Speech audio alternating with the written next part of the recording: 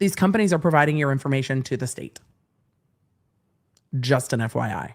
You mentioned the sheath and then this DNA from the garbage can at his parents' house. Yes. Why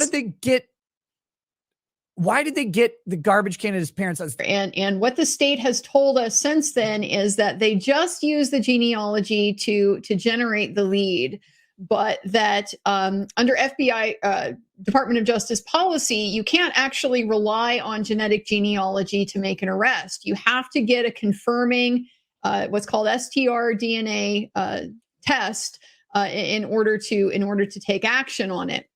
And so that is commonly what they do. They will obtain DNA from discarded garbage or cigarette butt or an old, drink can or something like that. This is what they did in the Garden State Killer case as well. This is like the first, big high profile example of this type of genealogy being used. And so, they went and got a piece of trash out of his trash can and were able to do the standard identifying, DNA technique on that to confirm that, yes, their original sample was him.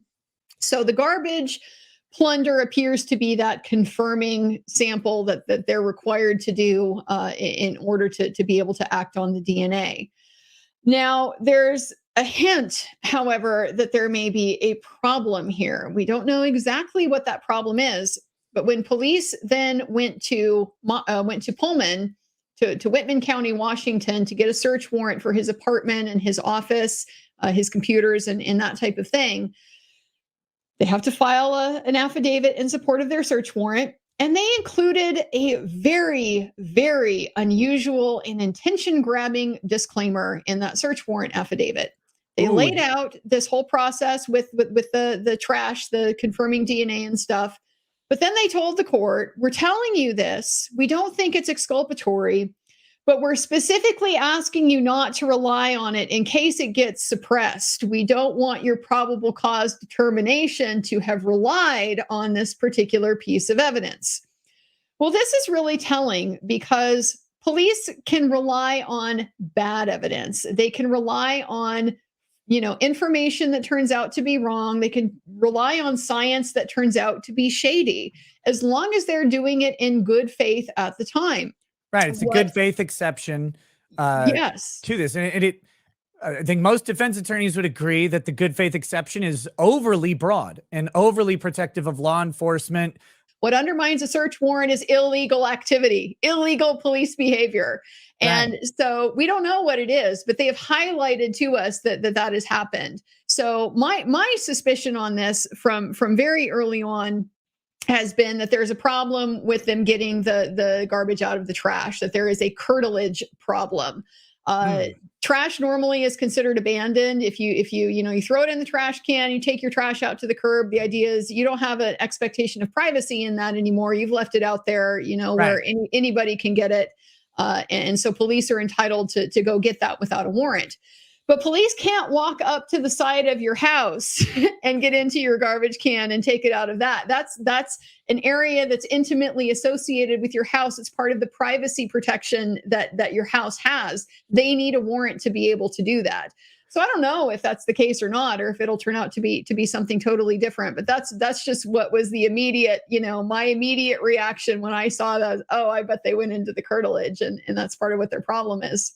Sorry, there's actually one other reason that I forgot to mention. Hit me with it. Which is a really important one, which is that most of these genetic genealogy companies, they don't provide information to law enforcement. Some of them will allow you to opt in if you want to. I think there might be one or two where they presume that you opt in unless you specifically opt out. But so there are issues with the privacy of the people who are in the database and whether or not they have ever agreed to be a part of this type of investigative process, to have their information, their very personal information used for these types of purposes. There have been a lot of reports of problems with, the FBI circumventing these limitations, either because the company will just go ahead and turn over the information, even though its customers have said, we don't want to participate in that, and the company is giving access anyway, or that the FBI is developing this profile and then is basically posing as a customer and submitting it as a customer for the same type of comparison that other people get, rather than disclosing that they're law enforcement using it for law enforcement purposes. So because of that, then they're getting access to this information that they wouldn't be entitled to if they were going there as law enforcement investigators. So that's really interesting because we're starting to see more and more news reports of people being linked to crimes due to a family member, typically giving up this information. Where the DNA was taken from is going to be more interesting to me, because the defense can say, if you took this DNA profile and you won't tell us how you got to that DNA profile, you have to tell us how you got to it being this defendant. We need to know the links in the chain that got to arresting him. Second, the state appears to argue that everyone living on Earth that provides genetic information is A, unaware that their DNA could be used by a government somewhere for something, and B, is an informant within the meaning of the term of the rule. That's kind of funny. It would appear that the state is acknowledging that the companies are providing personal information to the state and that those companies and the government would suffer if the public were to realize it. And the defense is going to make it clear to the public, hey, these companies are providing your information to the state. Just an FYI. The only two databases that allow access are ones that already inform their users that those users can opt in to allow law enforcement searches. The statement by the government implies that the databases search may be ones that law enforcement is specifically barred from, which explains why they don't want to disclose their methods, which would be a massive problem, right? If you submitted your DNA to a database, it's like, we don't disclose this. We don't disclose this to law enforcement. And then on the back end of this, they're disclosing it to law enforcement. Then I can understand there would be an issue. Yeah.